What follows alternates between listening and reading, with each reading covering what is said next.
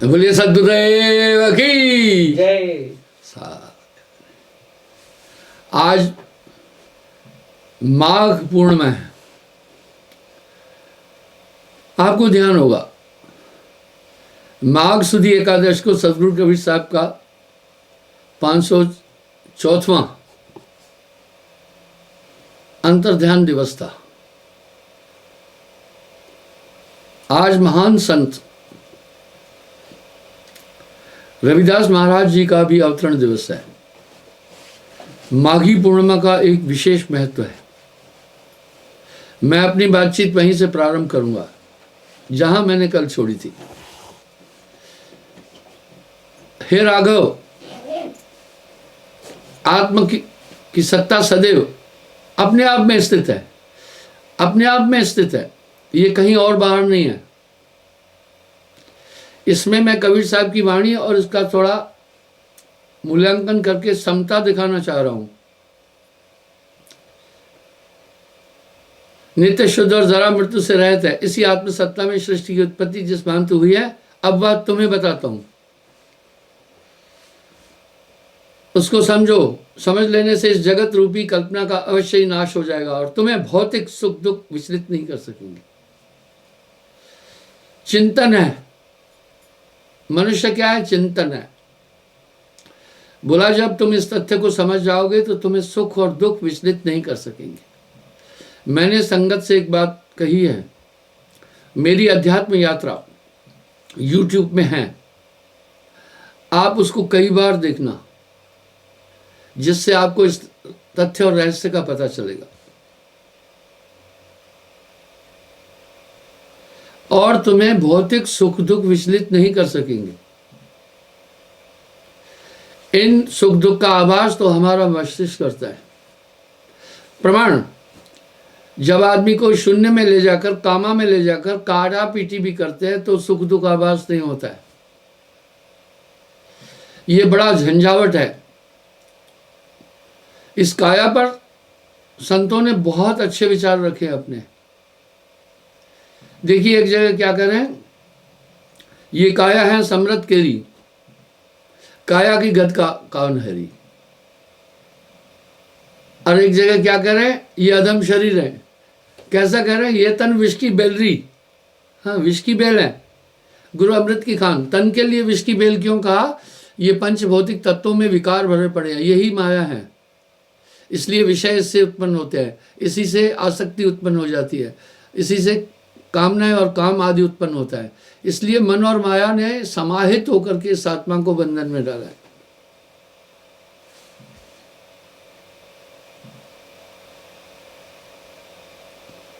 जब तक ये आत्मा अपने स्वरूप में स्थित नहीं होती है तब इसकी संज्ञा जीव है। आप विचार करें। मैं अक्सर कहता हूं बंध दशा में जीव है, मोक्ष दशा में शिव। कहे कबीर धर्मदास से, यही जीव यही शिव। देखिए यहां बड़ा स्पष्ट शब्दों में साहब कह रहे हैं,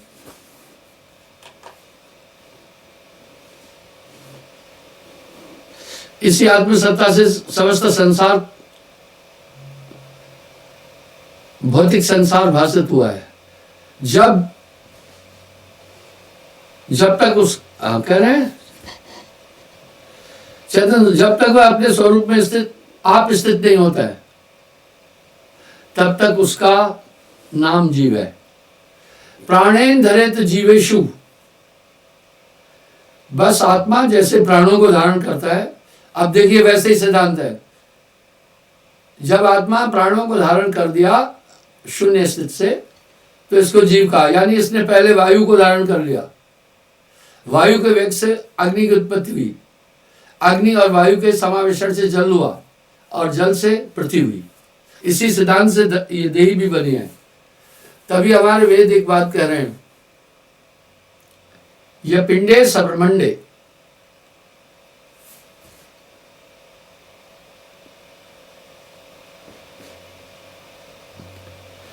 अपने शुद्ध रूप आदि देव में लीन होना चाहता है तब सर्वप्रथम वह शून्य रूप होता है। देखिएगा अब शून्य रूप हुआ, साहब कह रहे हैं शून्य में रचो सकल संसार। दरअसल सभी तत्वों की उत्पत्ति भी एक शून्य भी एलिमेंट है। ये स्पेस एक एलिमेंट है। जब ये इसमें स्थित होता है, शून्य में स्थित हो जाता है, कह रहे हैं तब पहले वो क्या करता है, शून्य में स्थित होता है। अब यहां साहब क्या कह रहे हैं, शून्य महल की फेरी देही सो वैरागी पक्का हो गई। पवन को पलटकर शून्य में घर किया, धर में अधर भरपूर देखा। कहे कबीर गुरपुर की महल से त्रिकुटी मध्य दीदार देखा। साहब के शब्दों में बहुत बड़ी गहनता है। उसमें शब्दादि गुण उत्पन्न होते हैं, उसी आदि तन्मात्रा सूक्ष्म रूप से वेदों की उत्पत्ति हुई है। इसलिए साहब कह रहे हैं सुषुम्न भेद हर एक के अंदर हैं। वो सुषुम्न भेद जो है इंसान को संकेत देता रहता है, लेकिन उस सुषुम्न भेद को मन और माया ने दबा दिया है। जब गुरु नाम देता है, एक अध्यात्म ताकत का आप में उद्गम कर देता है, उद्गमित हो जाती है, तब ये पूरा रहस्य आपको समझ में आएगा, नहीं तो नहीं। ऐसे ही कह रहे खेल ब्रह्मांड का पिंड में देखिए जगत की भ्रमण अधूरबाजी।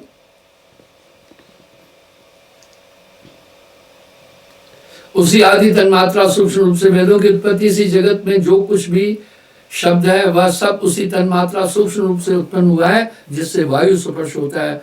रूप तन्मात्रा से सूर्य अग्नि आदि उत्पन्न हुए। कई बार मैंने उत्पत्ति और प्रलय का वृतांत भी बोला है। यह वृतांत सेम वशिष्ठ जी कह रहे हैं और साहब ने अपनी वाणी में कहा है।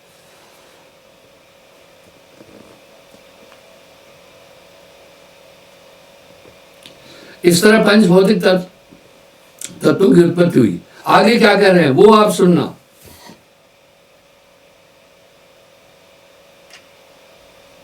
ये भूत शुद्ध सत्य चिदाकाश रूप नहीं है, क्योंकि ये संकल्प रूपी महल से उत्पन्न हुए।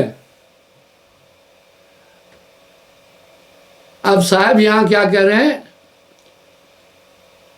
कि परम पुरुष ने उसी महल से अद्या का सृजन किया, और जो निमक संशय थी उससे निरंजन की उत्पत्ति। यहां आ रहा है ना, महल है। हे रघुनंदन, जिस प्रकार बरगद के वृक्ष की उत्पत्ति उसके एक छोटे से बीज से होती है, उसी प्रकार ये जगत की उत्पत्ति चिदाणु से ही हुई है। इस तथ्य को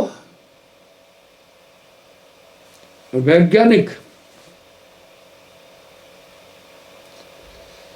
भली भांति स्वीकार करते हैं।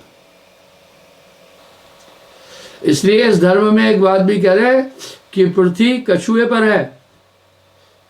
कूर्म जी कछुए को कहते हैं। कूर्म उधर से शून्य प्रकाशा, ता से रचो सकल संसारा। अब साहब कह रहे हैं उसी शून्य से संपूर्ण विश्व की फिर उससे आकाश की उत्पत्ति, आकाश से जल अग्नि उत्पन्न हो गई, वायु और आकाश के संसर्ग से अग्नि की उत्पत्ति हुई, अग्नि और वायु के संसर्ग से जल की उत्पत्ति हुई, जल से फिर पृथ्वी उत्पन्न हुई। तो कह रहे हैं जिस तरह एक नन्हे से बीज द्वारा विशाल बरगद का वृक्ष उत्पन्न होता है, इस तरह हे राम ये जगत शून्य से उत्पन्न हुआ है।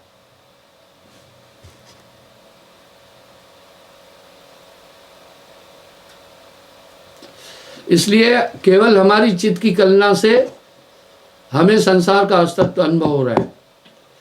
यह सिर्फ चिताभास है।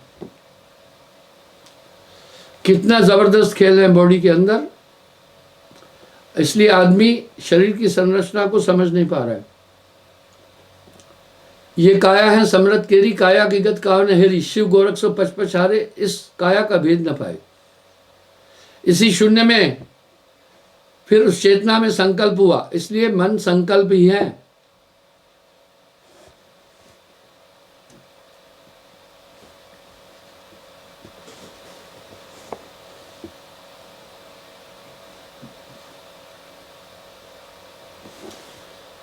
कहने का तात्पर्य है कि सारा जगत आत्मरूप प्रतीत होता है। हे राम, यह तो तुम जानते हो कि जैसा बीज होगा वैसा ही पेड़ भी होगा। इसी तरह ये संसार शुद्ध चिताकाश से उत्पन्न होने के कारण शुद्ध चिताकाश रूप ही है। अनेक प्रकार के संकल्प विकल्प से जगत का आडंबर प्रतीत होता है। संकल्पों का नाश होने पर जगत दृश्य भ्रम खत्म हो जाता है। अब देखिए यहां साहब साधन पर एक बात जोर देकर बोल रहे हैं, काम काम सबको कहे,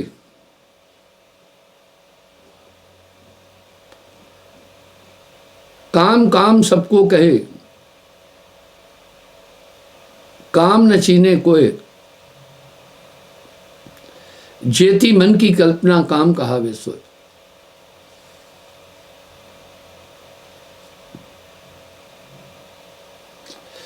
इसलिए कल्पना को रोक दिया तो सब काम हो जाएगा। ये केवल मन की कल्पना के कारण जगत का अस्तित्व प्रतीत होता है, बस सिर्फ मन की कल्पना। इसलिए ये जगत भ्रमांक है, अनित्य है, न ये था न ये कभी रहेगा।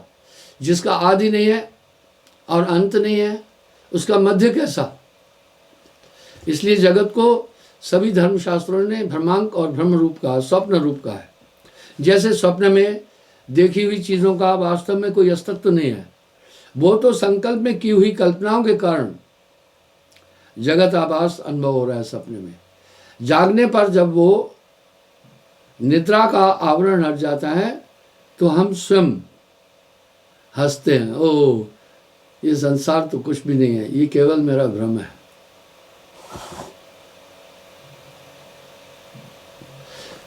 अब क्या कह रहे हैं, वास्तव में द्वैत अद्वैत कुछ भी नहीं है। अब थोड़ा यहां पर आप कल्पना कीजिए,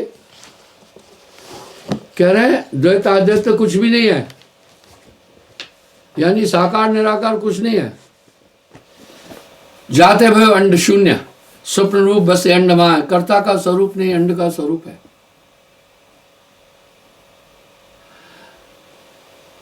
नाद बिंदु योग स्वप्न बिंदु शून्य, जीव ईश भोग स्वप्न, भूमि अवतार निराकार स्वप्न रूप। अब देखा निराकार स्वप्न रूप है, यहां सभी धर्म परमात्मा को निराकार मान रहे हैं। और साहब ने यहां पर क्या कहा, साकार कहो तो माया माही, साकार कहो तो माया माही, निराकार कह आहे नाही, है जैसा तैसा रहे कहे कबीर विचार। इसलिए ये सरगुण निर्गुण दोनों मन के स्वरूप है।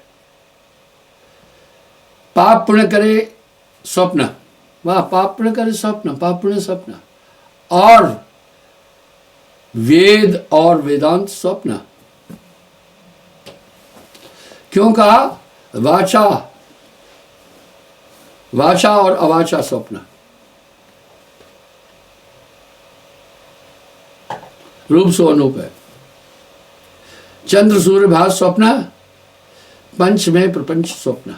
जैसे भांग का नशा करने वाला, उसको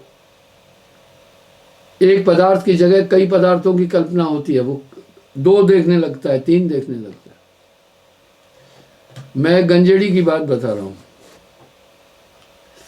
एक बार एक गंजेड़ी ने भंगेड़ी ने खूब भांग खाई थी। उसकी पत्नी आई, कहीं वो बैठा हुआ था, क्योंकि जो ऐसा नशा करने वाले होते हैं उनको होश नहीं होता। उसने उसको कहा चलो घर। भंगेड़ी ने कहा ये तुम्हारी बहन है, कौन है जो तुम्हारे साथ खड़ी है? अब उसकी पत्नी तो भौचिक रह गई कि मेरे साथ तो कोई नहीं है। बोला मेरे साथ तो कोई नहीं है। बोला ये जो खड़ी है तेरे साथ क्या बहन है, कौन है तेरे साथ खड़ी है? अब उसे चित्त की विस्मृति के कारण सही में 2 दिख रहे थे।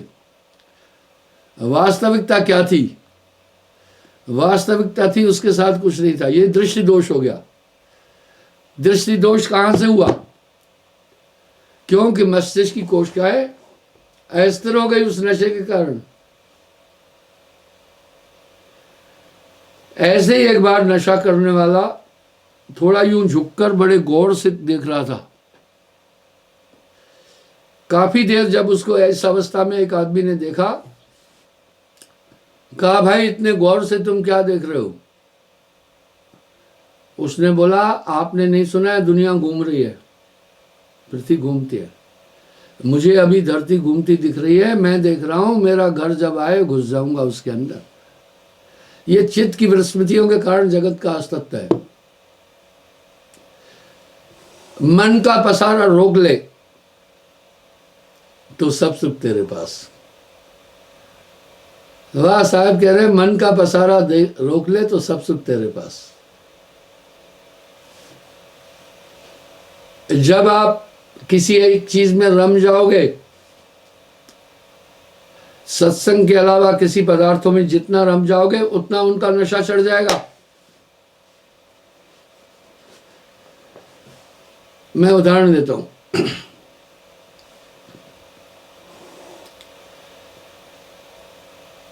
एक बालिका यहां रहती थी, उसमें बड़ी श्रद्धा भी थी, बड़ा भाव भी था। धीरे धीरे कुछ वो अन्य चीजों में उलझ गई, रहते हुए भी। यहां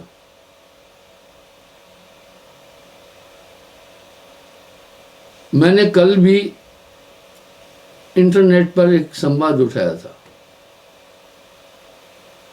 अब क्या हुआ, क्योंकि दृश्य भ्रम इंसान के दिमाग पर बहुत बड़ा असर डालता है, इसको याद रखिएगा। अगर आप एक कुंठित और गंदी चीज देखते हैं तो आपके मस्तिष्क पर उसका एक प्रभाव नहीं पड़ता है। धीरे धीरे उसमें रमने के कारण अध्यात्म भूल गई। कबीर मन तो एक है, भावे जहां लगाए, भावे गुरु की भक्ति कर, भावे विषय कमाए। दोष उसका नहीं था, क्योंकि चित्त भ्रम हुआ। अब उन पदार्थों का आवरण मस्तिष्क पर जब आया तो भक्ति कम होने से श्रद्धा भी कम हो गई, आस्था भी कम हो गई। आप देखें ना, यहां साहब एक शब्द कह रहे हैं, कबीर मन तो एक है। देखिए चित्त भ्रम का कितना बड़ा असर मस्तिष्क पर पड़ता है। कबीर मन तो एक है, भावे जहां लगाए, भावे गुरु की भक्ति कर, भावे विषय कमाए। मैं आपको एक बात बताना चाहता हूं, मेरी इस बात को आप गंभीरता से लेना। जब भी ड्राइवर गाड़ी चलाता है, ड्राइवर बहुत थक जाता है। भाई ड्राइवर इतना थक जाता है, मैंने देखा, मैं बड़ी बड़ी यात्राएं ले जाता हूं, जम्मू से अयोध्या, जम्मू से मगहर, जम्मू से भोपाल। आजकल कम कर दिए क्योंकि रास्तों पर ट्रैफिक बहुत बढ़ गई है। तो जहां ब्रेक होता है ड्राइवर पहले सीधा जाकर लेट जाता है। अब सवाल उठा, वो क्यों लेट गया? वो तो दौड़ा नहीं था, उसने तो फिजिकल कोई काम नहीं किया था। क्यों थक गया? मस्तिष्क वो देखता रहा सिर्फ बाएं दाएं, आगे पीछे कोई आ तो नहीं रहा है, इसलिए मस्तिष्क बहुत थक गया। जब आप किसी नाटक को देख रहे हैं, किसी फिल्म को देख रहे हैं, किसी दृश्य को देख रहे हैं, तो मस्तिष्क पर इसका बुरा असर पड़ेगा।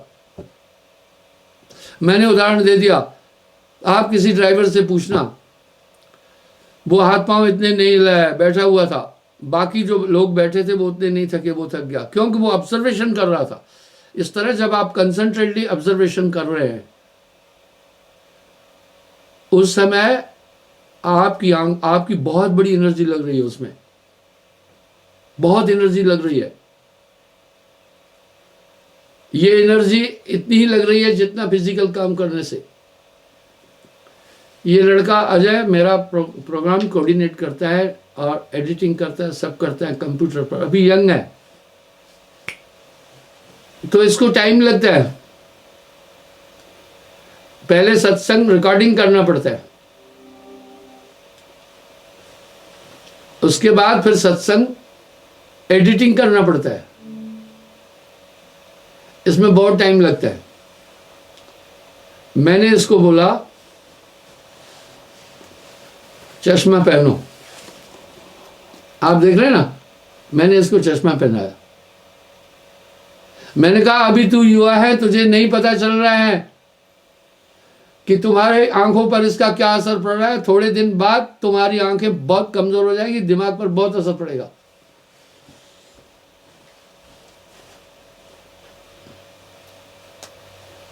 मेरे पास इंजीनियर भी हैं, आप विश्वास करना, हाई कोर्ट के जजेस भी है, सुप्रीम कोर्ट के वकील भी है, वैज्ञानिक लोग भी हैं, बड़े अच्छे डॉक्टर भी हैं। मुझे एक डॉक्टर ने कहा गुरुजी 50 साल की उम्र के बाद चाहे आपकी आंखें ठीक भी हैं, जीरो का आप चश्मा लगाएं। बोला आप जीरो का चश्मा लगाएं, ये जीरो का चश्मा है। मैंने उसको बोला भैया चश्मा लगाने की प्रासंगिकता क्या है, मैं तो ठीक देख रहा हूं, छोटे अक्षर भी पढ़ रहा हूं। बोला नहीं गुरुजी, ये वैसा ही काम है, यानी दृश्य का बहुत बड़ा प्रभाव आप पर पड़ेगा, आप फिर टेंशन अनुभव करेंगे, आपका पेशेंस कम हो जाएगा, आप चिड़चिड़े हो जाएंगे,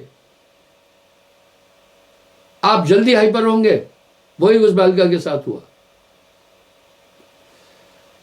मैंने कहा ऐसा क्यों? बोला गुरुजी ठीक वैसे ही है जैसे बॉक्सर बॉक्सिंग अगर मार रहा है, टारगेट पर मार रहा सामने वाले के, तो हाथ पर लोड नहीं पड़ता है।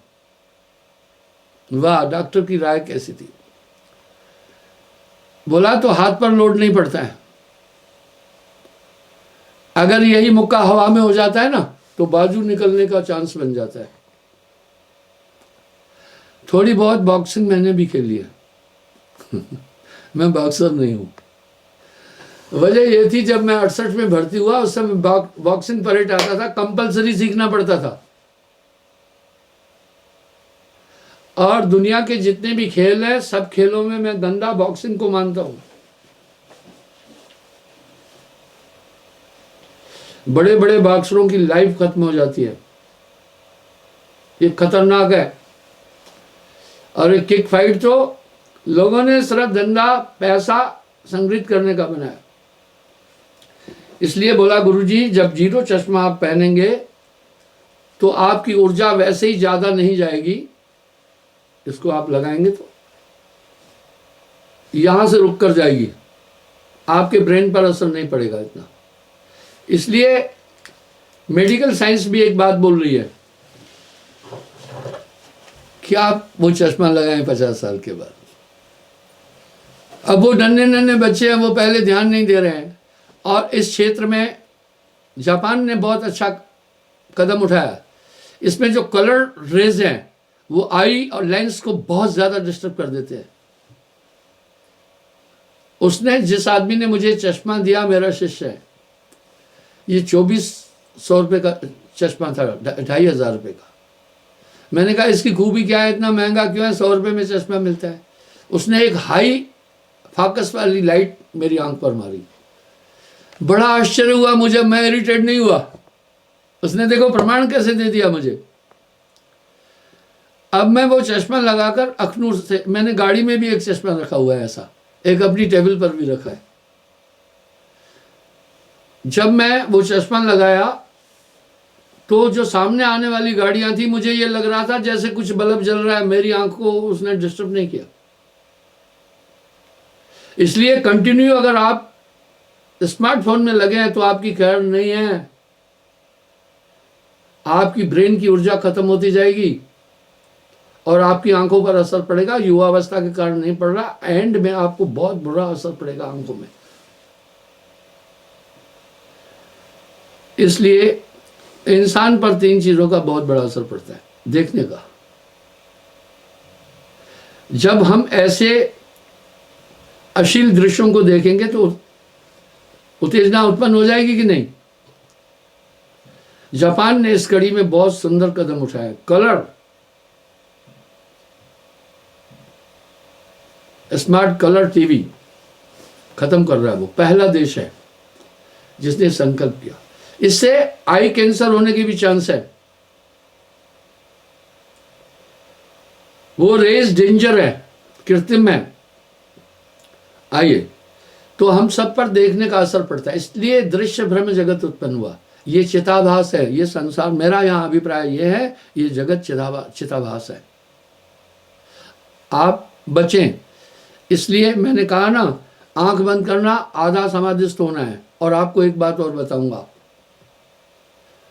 हमारे यहां कायक बायक मायक 3 बंदगी होती है। आजकल नेट पर अपने अपने कथन, अपने अपने मन और अपनी अपनी गणना, अपनी अपनी अकल के अनुसार साहेब बंदगी का विश्लेषण दे रहे हैं कुछ लोग, कि साहेब का ये अर्थ होता है, बंद का ये होता है, दगी का ये होता है। ठीक है, वो तो जल परमाने माछली पर परमाने बुद्ध, जाको जैसा गुर मिला ताको तैसी शुद्ध। बंदो, तो उसमें कायक मायक बायक 3 बंदगी होती है। कायक बंदगी में पहले शिष्य गुरु को बंदगी करता है, और इसमें एक नियम है, दाहिने अंग से अलग पुरुष दाहिने दृष्टाड़ा, दाहिने अंग से अपनी दृष्टि उठाता जाता है ऊपर, उनकी आंखों तक आता है। वो याचना करने आया है कि मैं आपसे कुछ लेने आया हूं, और लिया दिया कैसे जाता है वो सुनो। फिर दूसरी बार क्या करता है, फिर वो पांव से अपनी नजर चढ़ाता हुआ फिर आता है। इतने में गुरु क्या करता है, अपना कंसंट्रेशन उस सत्ता से कनेक्ट करता है। वो कुछ लेने आया है, जब सत्ता से कनेक्ट करता है, वो सुरती थ्रो कंसंट्रेशन वहां का ऊर्जा लाता है, पर वो अदृश्य है। जब तीसरी बंदगी होती है तो गुरु उसमें प्रेषित कर देता है वो ताकत, इसलिए 3 बार बंदगी है। तो बंधुओं, देखने का असर पड़ता है हम सब पर, सुनने का असर पड़ता है, और स्पर्श का असर पड़ता है। इसलिए गुरुजनों से अध्यात्म ताकत 3 तरह से दी जाती है। पहला दृष्टि से, दूसरा साउंड, तीसरा स्पर्श। इसलिए कायक मायक बायक ये प्रथा है, 3 तरह की बंदगी होती है। आपको मैं बताना चाहता हूं, कबीर पंथ में 12 पंथ है, और मैंने इसका भी उल्लेख किया, सावधान रहिएगा ना आप। इसमें निरंजनी पंथ बहुत है। तो बंधुओं, इस तरह जब आप जगत के पदार्थों को देख रहे हैं, या आप विजन कर रहे हैं, आपकी बहुत ऊर्जा उसमें इन्वेस्ट हो रही है।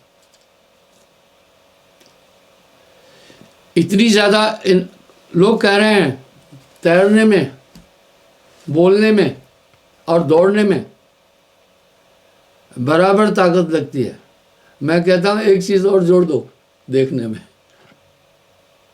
इस तरह इंसान अपनी पूरी ऊर्जा दिन भर अनाप शनाप चीजों को देखने में लगा देते। मैं तो आपको यूं भी कहूंगा, आप जल्दी किसी से आई कांटेक्ट नहीं करना। अच्छा, आई कांटेक्ट पर मुझे एक मसला याद आ गया। ग्रीस में मैं विदेश मंत्रालय के माध्यम से वहाँ सीनियर सिटीजन का एक समायोजन था, जिसको संबोधित करने गया मैं। ग्रीस की बात बता रहा हूँ, 2015 की बात है। तो मुझे थोड़ा लेट हो गया सत्संग, क्योंकि वो लोग जो थे वहाँ, वो काफ़ी इंटरेस्टेड भी थे। वहाँ सत्संग का समय तो 1 घंटा था, लेकिन उन्होंने मुझे कंपेल किया। मैंने उनसे पूछा, आप परेशान तो नहीं हो रहे हैं? बोला नहीं नहीं महाराज, कंटिन्यू रखो। वहाँ मैंने एक इंटरप्रेटर भी लिया था, क्योंकि वहाँ पर वो ग्रीस की लैंग्वेज चलती है, अंग्रेजी भी नहीं चलती, हिंदी भी नहीं चलती है। वो इंटरप्रेट भी करता जा रहा था। वो डॉक्टर था, यहाँ से आप अचरज करेंगे, वो वहाँ का बासिंदा था। यहाँ संस्कृत से वो MA करके गया था, अच्छा हिंदी का ज्ञाता भी था, सरल भी था। वो मेरी भाषा का, वहाँ की भाषा में इंटरप्रिटेशन कर रहा, इंटरप्रेट कर रहा। मैं लेट हो गया। जब वापस आया, थोड़ा सा शाम हो गई थी। इसलिए यूरोप में, ब्रिटेन में, विकसित देशों में लोग कम टाइम काम करते हैं और 4 बजे फ्री हो जाते हैं, फिर एंजॉय करते हैं। वहाँ की एंजॉय क्या है? नशा, नाचना, कूदना, चूमना, चाटना, ये एंजॉय। तो जब मैं बैठा था तो एक जगह मैंने एक लड़कियों का समूह देखा। मेरी अचानक नजर पड़ी। जब नजर पड़ी तो बड़े अटपटे कपड़े पहने हुए थे और सूर्य ढल चुका था। हल्की सी रोशनी, यानी अंधेरा था, पूरा नहीं। मुझे मेरे उस कार्यकर्ता ने कहा, गुरुजी इनसे आई कांटेक्ट नहीं करना। स्वाभाविक आदमी दृश्य थे। मैं बोला क्यों? बोला गुरुजी फिर आप फंस गए समझो, ये फिर पीछा नहीं छोड़ते। यानी आपने जिससे आई कांटेक्ट किया आप उसमें हो जाते हैं, वो आप में हो जाता है, इसलिए तो नज़र से बंदगी की जाती है। यानी कुछ हम उनसे भी ले लेते हैं, सुनने से भी ले लेते हैं, व्यवहार से भी लेते हैं। इसलिए ये संपूर्ण जगत जो है हमारे मन के द्वारा बना हुआ है। ये संपूर्ण चीज़ें जो इंद्रियां हैं उसकी पोषक है, ये फीडिंग मन को देती है। मन की अपनी आंखें नहीं है, मन की आंखें ये है। मन का अपना नाक कान नहीं है, मन के कान ये है। तभी तो साहब वाणी में कह रहे हैं, संतो तन खोजे मन पाया, तन ही मन है, इंद्री मन है। और मने स्वरूपी देव निरंजन तोय राग भरमाई, तेरा बैरी कोई नहीं, तेरा बैरी मन। इस तरह वो 24 घंटे जागत सोवत आपको हमला करता रहता है। इसलिए विद्वानों ने एक बात कही है, आंख बंद करना एक आदि समाधि है। समाधि क्या है? हम अपने पूरे कंसंट्रेशन को एक पॉइंट पर ले आते हैं। अब आंख बंद करना क्यों समाधि है वो सुने। क्योंकि उस समय हमारी आंखें दृश्य को नहीं देखती है, इसलिए हमारी एनर्जी बाहर नहीं जा रही है। और हमारे कान बाकी चीज़ों को जब नहीं सुन रहे तो उसका विश्लेषण करने हमारे कान नहीं जाते हैं। तो साहब भी कह रहे हैं, आंख कान मुख बंद कराओ, अनहद झिंगा शब्द सुनाओ, दोनों तिल तार मिलाओ, तब देखो गुलजारा है। इसलिए आप ये कोशिश करें। दूसरी बात, उसके गुण आप में आ जाएंगे। इसलिए तो शास्त्राकारों ने ये कहा है कि कभी भी जीव जंतु पक्षी पक्षियों के गर्भद्वार की तरफ नहीं देखना। कभी भी जब वो आपकी वो वृत्ति हो जाएगी, और ख़ास तौर पर कहा कुत्ते से आंख नहीं मिलाना, आपकी वृत्ति कुत्ते जैसी हो जाएगी। ये क्या रहस्य है? बिल्ली से आंख नहीं मिलाना, उसकी आई में कंसंट्रेट होकर के मत देखना। ऐसे ऐसे निघिन्न जानवरों की तरफ आप आई कांटेक्ट नहीं करना। पशुओं से आई कांटेक्ट कंसंट्रेटली नहीं करना। वो वृत्तियाँ आप में आ जाएगी, ट्रांसमिट हो जाएगी। जब गुरुजनों से हम आई कांटेक्ट करते हैं तो हमारे अंदर उनके दर्शन के लिए क्यों जा रहे हैं? यही तो बात है ना। जब हम उनसे आई कांटेक्ट करते हैं इसी कांक्षा से करते हैं कि हमारे अंदर एक अध्यात्म चीज़ है, तो भली बुरी दोनों चीज़ आएगी। इस मुख में अगर मीठा डालोगे जीभ मीठा अनुभव करेगी, कड़वा डाला तो मेरे भाई कड़वा ही तो अनुभव करेगी। जो जैसा मनुष्य दृश्य देखता है उसका उस पर पूरा पूरा प्रभाव पड़ता है। इसलिए इंद्रियों को साधना ही बोला गया है। एक है साधे सब सदे, सब साधे एक जाए, माली सींचे मूल को रुता है फल खाए। तो बंधु ये चीज़ें आप इस पर चिंतन करना। ये जगत ही पूरा चिदाभास है, ये मन का है। और ये संतो तन खोजे मन पाया, तन ही मन है, इंद्री मन है। बस इस तथ्य को जब समझेंगे, पलट वजूद में अजब विश्राम में होए मौजूद तो समझ आए, तो आपको अध्यात्म रहस्य समझ में आता जाएगा। प्राचीन काल में जब बच्चा पढ़ने जाता था तो उसको स्लेट और कलम देते थे ताकि अभ्यास उससे कर ले। इसी प्रकार से जो प्रथम हमें ऊर्जा मिलती है गुरु के दर्शन से मिलती है और सुमरण से मिलती है, उस ऊर्जा को संग्रहित करके तब हम आगे का सफ़र तय कर पाते हैं। ठीक वैसे ही जैसे छोटे बच्चे को पहले माँ चलने की जब हैबिट देती है, सिखाती है, तो एक गाड़ा देते हैं, उसके 3 पहिए होते हैं, लकड़ी का होता है, वो बैलेंस बनाता है, चलता है। इसलिए गुरु का दर्शन कीजिए दिन में कई बार, आसूया का मेह जम करे बहुत उपकार। माफ़ी चाहूँगा, समय हो रहा है, कल पुनः हाजिर हो जाऊँगा। साहेब।